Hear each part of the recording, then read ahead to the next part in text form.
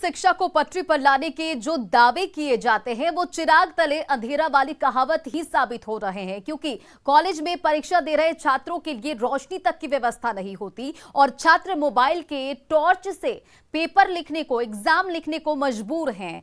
Viral हुई तस्वीर मुंगेर के सबसे प्रतिष्ठित सरकारी कॉलेज की है। रिपोर्ट के जरिए आप भी देखिए और समझिए एजुकेशन की ग्राउंड रियलिटी को।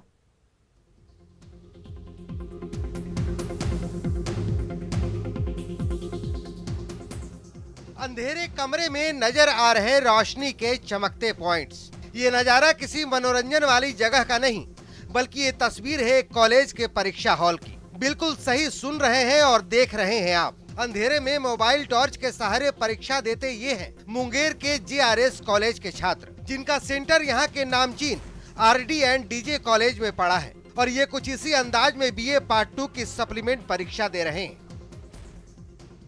अभी क्या समस्या हो रही है तुम्हें यहाँ पे? अभी तो सिर्फ लाइटिंग का समस्या है। लाइट नहीं तो फिर कैसे लिख रहे हो परीक्षा में? थोड़ा सा अपना मोबाइल जला मतलब कर। कि हाँ, छात्रों की माने तो तेज बारिश में भीग कर ये परीक्षा देने पहुंचे, लेकिन बिजली नहीं होने और जनरेटर खराब होने के चलते तय समय पर इन्हें अंधेरे में ही परीक्षा की कॉपी लिखनी पड़ गई। छात्रों को अपने मोबाइल फोन की टॉर्च लाइट में ही परीक्षा देनी पड़ी। हिस्ट्री सब्सिडरी का है। कौन सा BA part 1 part BA 2? Part 2। यहाँ पर लाइट की उचित प्रबंध है नहीं। परेशानी या तो फोन से जला के देना पड़ता है, अगर फोन अगर गलती से ऐसे भी हो जाए तो उधर से मैम आती कहते फोन यूज कर रहे हो।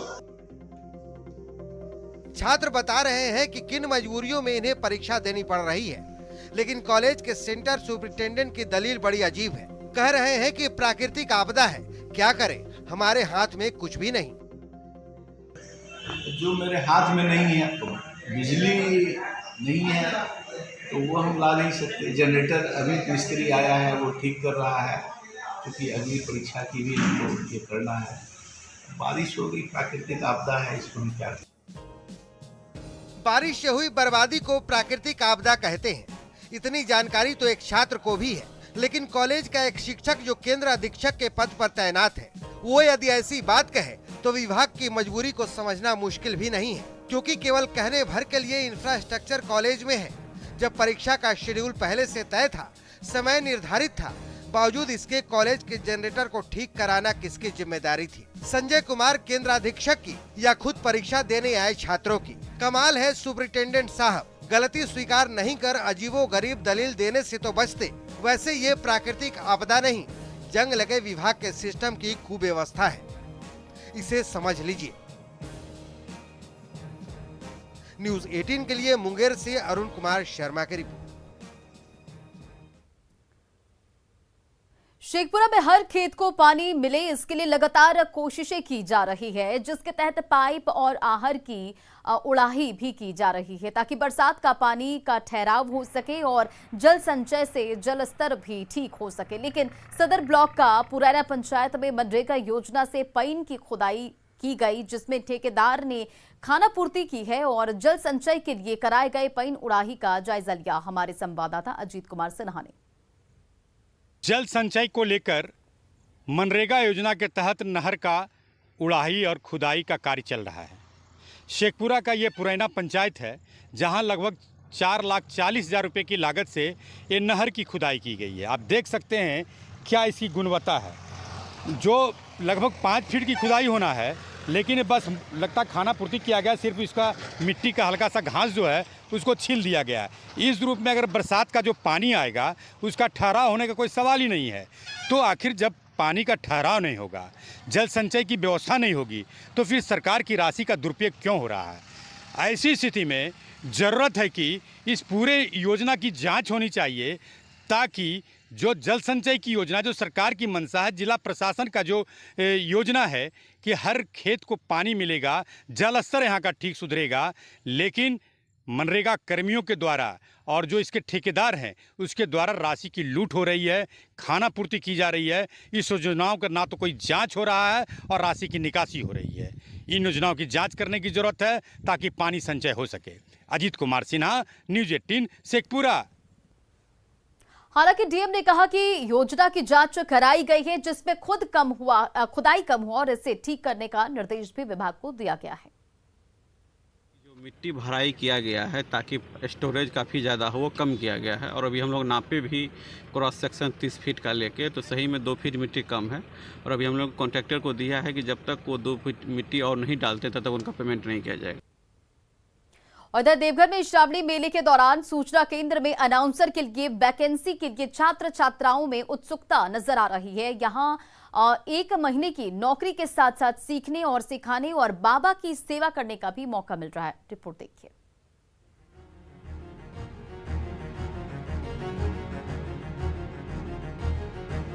कोरोना काल के 2 साल बाद श्रावणी मेले का आयोजन होने जा रहा है।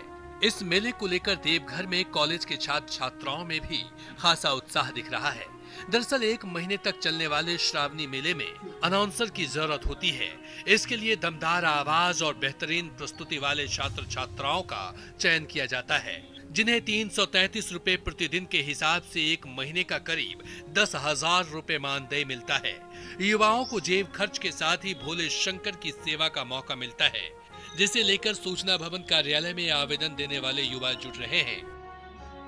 और ये सौभाग्य का बात हुआ कि हम लोग पावन नगरी में रह के और सबका सेवा करें, तो इसलिए हम लोग इसमें अपना योगदान देना चाहते हैं और साथ ही साथ हम लोग के लिए एक्सपीरियंस भी हो जाएगा।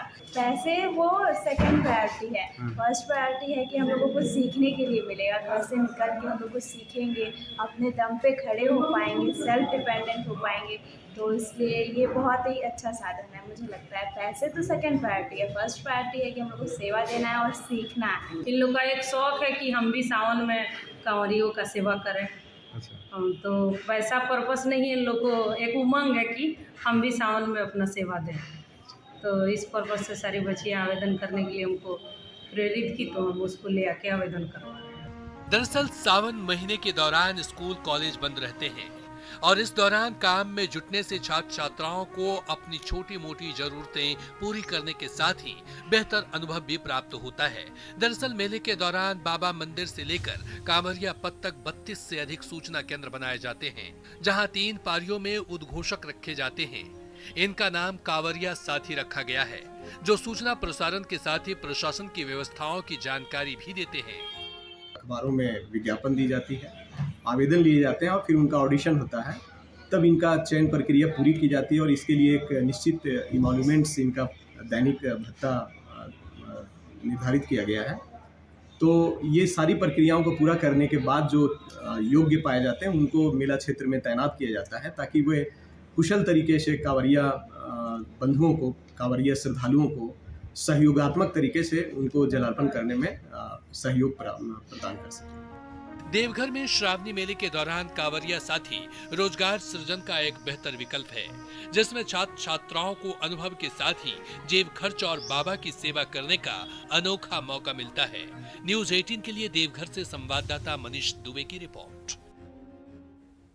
हाथ से मलबा साफ करना भारत में प्रतिबंध है और इसमें लोगों का हाथ से शिविर की सफाई, नालों की सफाई और सेप्टिक टैंक की सफाई शामिल है। पर गरीबी और ठीक तरह से नियम कानून लागू ना होना गरीब जनता को मजबूर करता है इस खतरनाक काम को करने के लिए। और इसी समस्या के निदान के लिए शिवनादर गुरुग्राम के बच्चों ने बनाई मशीन है और जिसका प्रोटोटाइप तैयार है। आइए देखते हैं मिशन पानी की यह खास रिपोर्ट।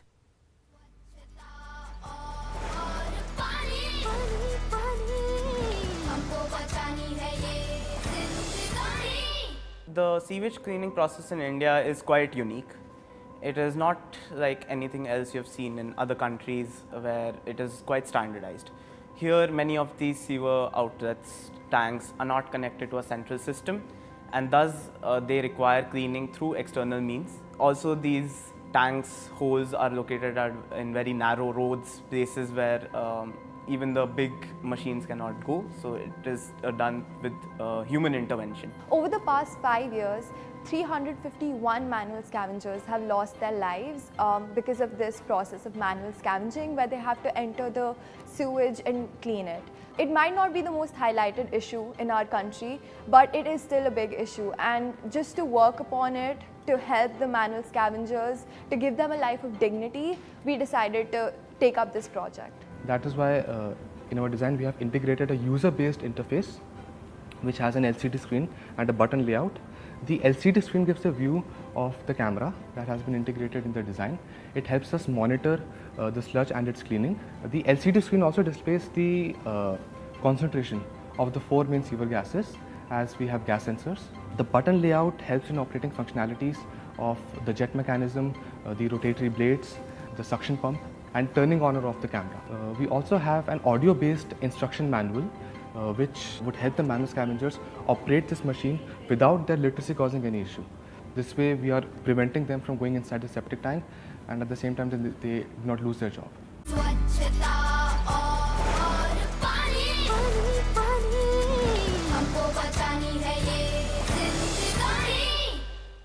और फिलहाल इस बुलेटिन में इतना ही। बने रहे आप न्यूज़ 18 बिहार झारखंड के साथ।